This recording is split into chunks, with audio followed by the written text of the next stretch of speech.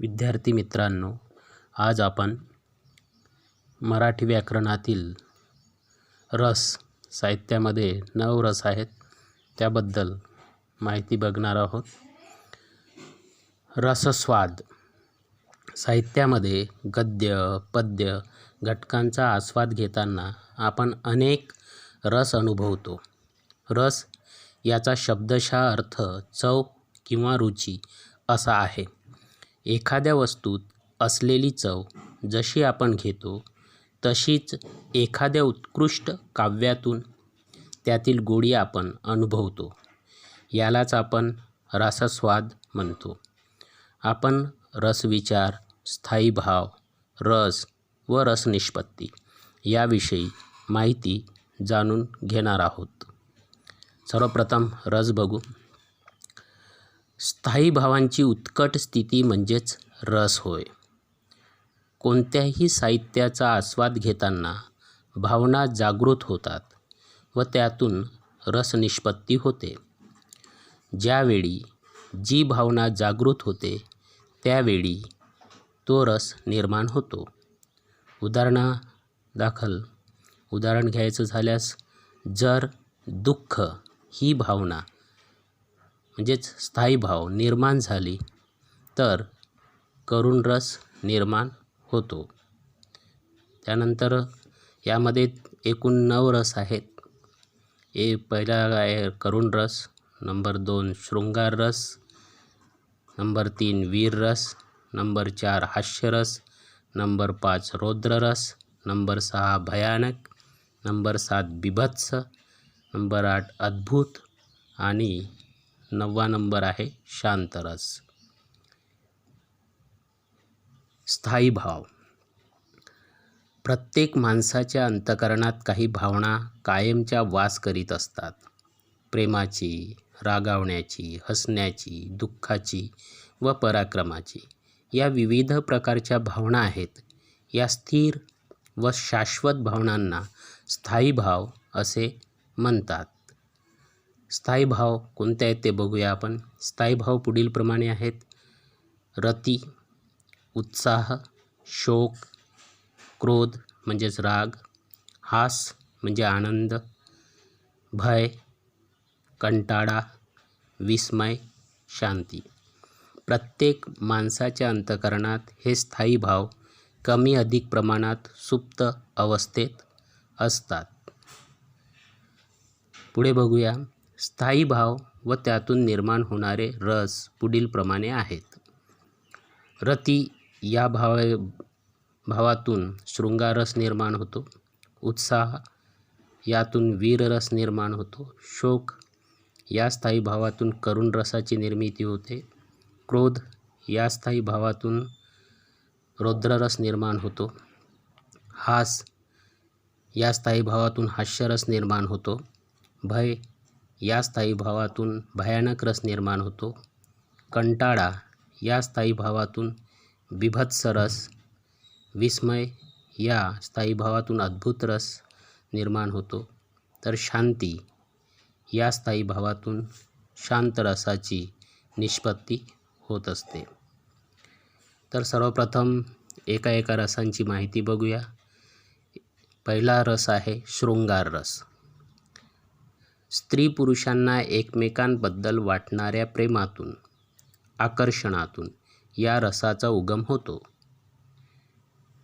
भेटीची तळमळ, विरह, व्याकुळ मन या साहित्यातील वर्णनातून शृंगार रस निर्माण होतो.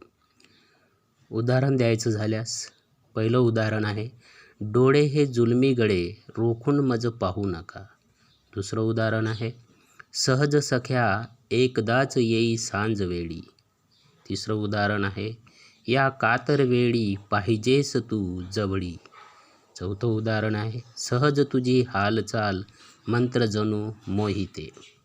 त्यानंतर दुसरा रस बघूया आपण, वीररस. पराक्रम, शौर्य, धाडस व लढाऊ वृत्ती या साहित्यातील प्रसंग व वर्णनातून वीररस निर्माण होतो. समरगीते व पोवाडे ह्यात वीर रस पाहावयास मिळतो. उदाहरण द्यायचं झाल्यास पहिलं उदाहरण आहे गरजा जय जयकार क्रांतीचा गरजा जय जयकार. दुसरं उदाहरण आहे उठा वीर हो लढा लढा. तिसरं उदाहरण आहे जिंकू किंवा मरू भारत भूच्या शत्रू संगे युद्ध आमुचे सुरू. पुढील रस बघूया. तिसरा रस करुण रस. याची माहिती बघूया. शोक, दुःख, दैन्य, संकट, वियोग, हृदयद्रावक व क्लेशदायक घटना यांचे साहित्यातील वर्णन. त्यातून या करुण रसाची निर्मिती होते. उदाहरणार्थ पहिलं उदाहरण आहे आई म्हणून कोणी आईस हाक मारी. दुसरं उदाहरण आहे पोर खाटेवर मृत्यूच्याच दारा. तिसरं उदाहरण आहे हे कोण बोलले बोला राजहंस माझा निजला. पुढील रसाचा प्रकार बघूया. हास्यरस, त्याविषयी माहिती बघूया. विसंगती, असंबद्ध भाषण, व्यंगदर्शन, विडंबन, चेष्टामस्करी यांच्या साहित्यातील वर्णनातून हास्यरस निर्माण होतो. उदाहरण द्यायचं झाल्यास पहिलं उदाहरण आहे धैर्य आमचे अजमावून पाही झुरळ पाहता पडून जाई. दुसरं उदाहरण आहे उपासमज लागला सखेबाई उपासमज लागला. त्यानंतर पुढचा रस बघूया. पाचवा रौद्ररस, त्याविषयी माहिती बघूया. अतिशय क्रोध वा चीड या भावनेतून हा रस निर्माण होतो. निसर्गाच्या प्रलयकारी रूपाचे साहित्यातील वर्णनातून रौद्ररस निर्माण होतो. उदाहरणार्थ डमडमत डमरू ये खनखनत शूल ये येई येई रुद्रा. पुढील प्रकार बघूया. सहावा प्रकार आहे रसाचा भयानक रस.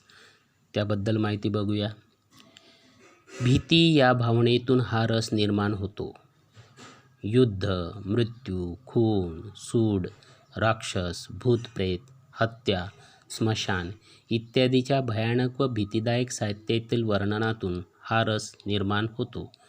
उदाहरण द्यायचं झाल्यास ओढ्यात भालू ओरडती, वाऱ्यात भूते बडबडती, डोहात सावल्या पडती. त्यानंतर रसाचा पुढचा प्रकार बघूया. सातवा बिभत्सरस, याविषयी माहिती बघूया. किळस, वीट, तिटकारा वर्णन करणाऱ्या कवितातून व वर्णनातून रस निर्माण होतो. उदाहरण द्यायचं झाल्यास ही बोटे चगडीत काय बसले हे राम रे लाड ही काळी काय गळ्यातूनी जडमटे आहेत 50ही. शी शी तोंड अति अमंगळ असे आधीच हे शेंबडे आणि काजळ ओघडे वरुनी हे त्यातूनही हे रडे. त्यानंतर रसाचा आठवा प्रकार बघूया. अद्भुत रस, त्याची माहिती बघूया. विस्मय हा या रसाचा स्थायी भाव आहे. अद्भुत, रम्य, विस्मयजनक व आश्चर्यकारक भावनांचे साहित्यातील वर्णन. यातून या रसाची निष्पत्ती होते. उदाहरण द्यायचं झाल्यास आटपाट नगरात दुधाचे तळे, तळ्याच्या काठी पेढ्यांचे मळे, नगरातले लोक सारेच वेडे, वेड्यांनी बांधलेत बर्फीचे वाडे. त्यानंतर पुढील शेवटचा प्रकार बघूया. शांतरस, भक्तिभाव व शांत स्वरूपातील निसर्गाचे साहित्यातील वर्णन. परमेश्वरविषयक भक्ती, सत्पुरुषांची संगती, देवालय व आश्रम यांच्या वर्णनातून हा रस निर्माण होतो. उदाहरण द्यायचं झाल्यास घनश्याम सुंदरा श्रीधरा अरुणोदय झाला. दुसरं उदाहरण आहे आता विश्वात्मके देवे येणे वागेदने तोषावे, तोषोनी मज द्यावे पसाय दान हे. पुढे बघूया. गृहपाठासाठी काही उदाहरणं दिलेली आहेत. ती उदाहरण तुम्ही वहीमध्ये सोडवून घ्यायची आहेत. गृहपाठ. खालील उदाहरणातील रस ओळखा. पहिलं उदाहरण आहे, नाकामधुनी उंट लोंबती उवा मातल्या केसात. दुसरं उदाहरण आहे, गर्द सभोवती रान साजनी तू तर चाफे कडी, काय हरविले सांग शोधिशी या यमुनेच्या जळी. तिसरं उदाहरण आहे, हाकेतून हद्दपार होते याई, हमराईच्या थांबल्यात गोठ्यातल्या गाई. पुढचं उदाहरण आहे चौथं, नामा म्हणे त्यांची जरी होय भेटी, तरी जीव शिवा गाठी कडुनी जाय. पाचवं उदाहरण आहे, असे अचानक ढग गडगडले, आभाळातील हत्ती पडले. सहावं उदाहरण आहे, पाड सिंहासने दुष्ट ती पालथी, ओढ हत्तीवरुणी मत्त नृप खालती, मुकुट रंकासी दे करटी भूपा प्रती, झाड खटखट तुझे खडग रुद्रा.